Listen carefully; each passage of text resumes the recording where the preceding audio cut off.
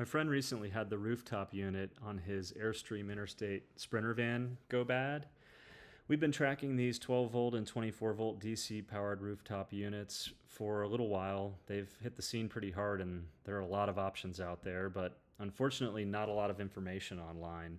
I don't really trust reviews anymore on Amazon or anywhere else, and we wanted to evaluate it before actually installing it. So this is going to be a multi-part series about our findings and um, then a little bit more about the installation. We did determine this is actually a pretty good unit, and I think Atwood and Coleman and Dometic better look out because I'm pretty impressed with this thing.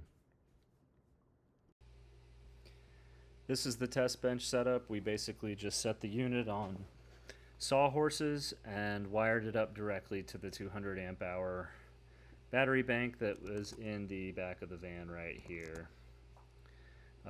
We hooked it into the breaker over there so we could cut the power on and off safely, and then we busted out the thermal camera.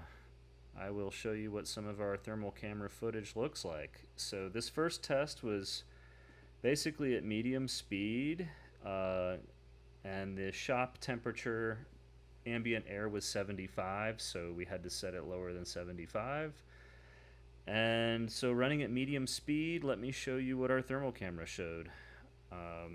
Only 86 degree air coming out of the top fan, but watch this duct cool way down. We are now past the 20 degree typical spread that you'd see on a normal HVAC unit, and now it's into the 40s. You can literally just watch it drop a degree almost every second as this thing blows colder and colder. You can see Jeff reach down in there. We were both astonished at how cold it was getting, how quickly, and how quiet it was. I can't wait to show you guys our clamp meter readings too on this medium setting. Yeah, mind you, this isn't even full power right here. So we saw nearly a 30 degree spread in temperature delta from ambient air to cold right out of the duct with this thing running just for a few seconds. We used one multimeter to record the voltage while simultaneously recording the amperage from a clamp meter. That way we would be absolutely sure at the power consumption.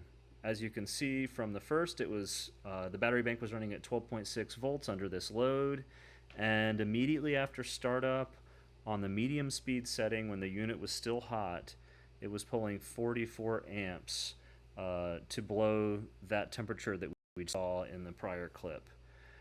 Stay tuned for the next video where I'll show you additional current draws and power consumption at different fan speeds and temperatures, and once the unit settles in, and we'll go over the fans and the installation and other items as well. So thank you for watching. Hope everyone is as interested in this new tech as we were. It was really fun to play with.